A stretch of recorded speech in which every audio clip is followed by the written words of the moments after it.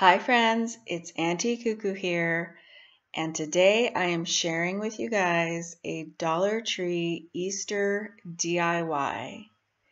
So today we're going to be making a couple of really cute, really small entryway pillows for Easter.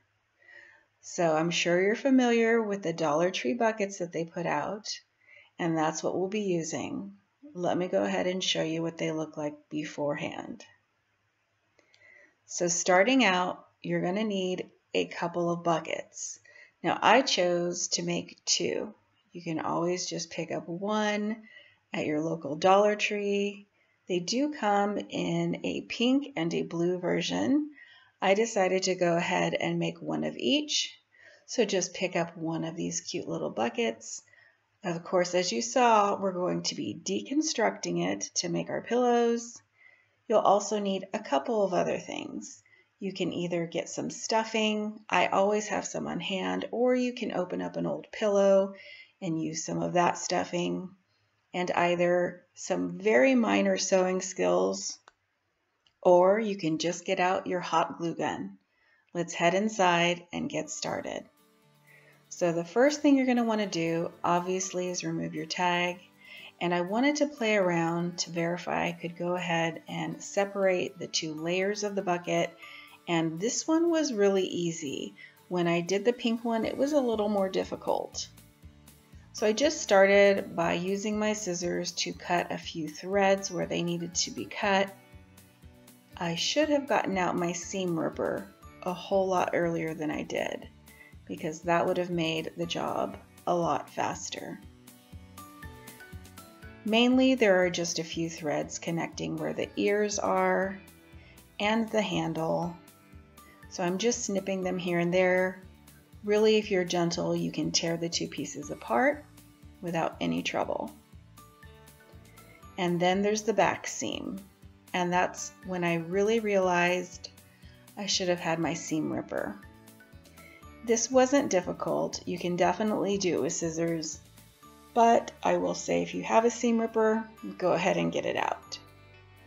The seam down the back has quite a few large stitches, so if you just get it started with snipping a few of the threads, you will be able to go ahead and give it a good tug, and it'll just open right up all the way down the seam.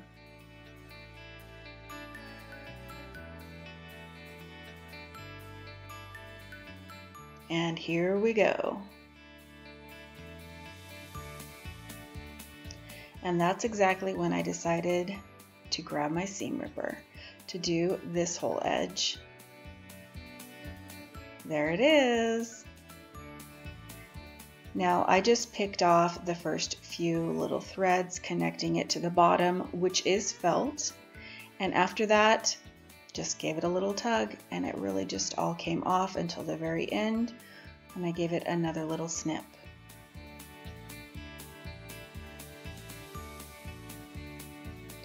And now we've got our bucket open, the front and back, making it very easy to go ahead and pull apart the two layers. So the inner lining is actually a very heavy felt, and the top is a really light muslin. So I had decided I wanted to make a rectangular pillow, and I literally just folded it into as close of a rectangle as I could get.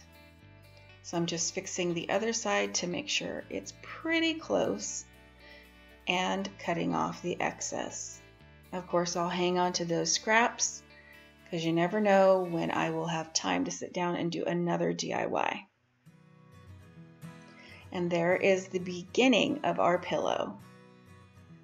Now I took the top bunny portion and matched it up with the bottom portion of heavy felt and cut a matching piece.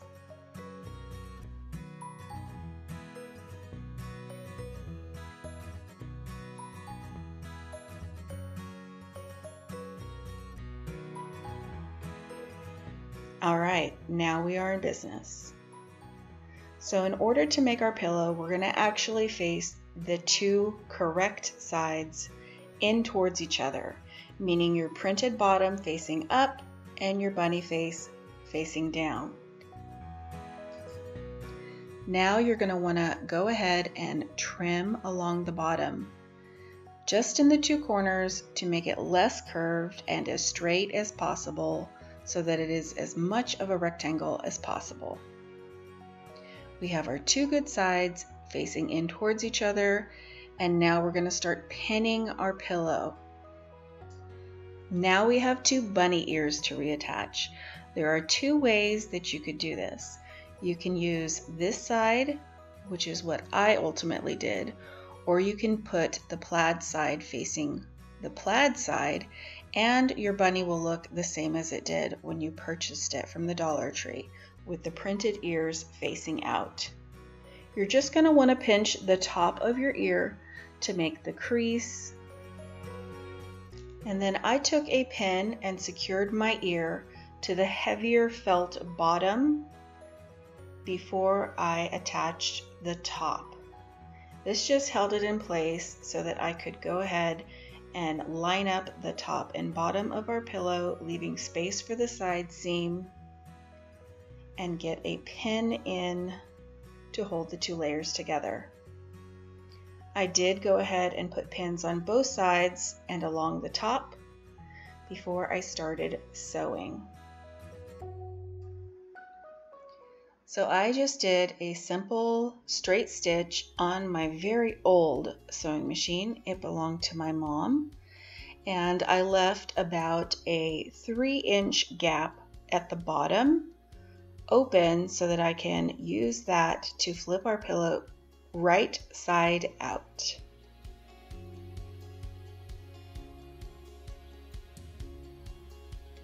Here is our little opening, and we'll go ahead and just turn it right side out. Being gentle, of course, the fabric is very thin on the front.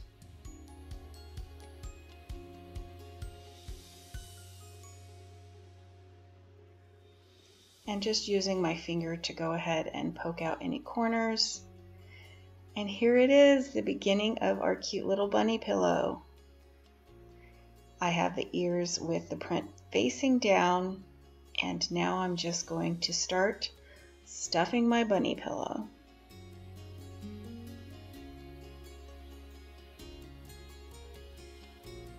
So you can put in as much or as little stuffing as you like. I did probably somewhere in the middle. I didn't want to overstuff it and put stress on the seams, and I didn't want it to be so flat that it didn't look like a pillow. So just use your own judgment, making sure to push stuffing up into all 4 corners. And then I folded in each of the bottom seams onto each other and pinned them nice and tightly together in order to do a closing stitch along the bottom. As I said in the beginning, you could ditch all of these sewing skills altogether and just get out some liquid stitch or your hot glue gun, being mindful that the muslin material is very light, and be very gentle with that fabric. Here is my closing stitch along the bottom, and I was able to whip 2 of these pillows up in about an hour, taking breaks in between because all the kids were home. And here it is, our finished product. I think it's really adorable. I really like how it turned out. I did go ahead and make the pink one as well, and here they are together on my entryway bench, and I couldn't be happier with this Dollar Tree Easter DIY. Thank you all for joining me today, and I'll see you all very soon in the next one.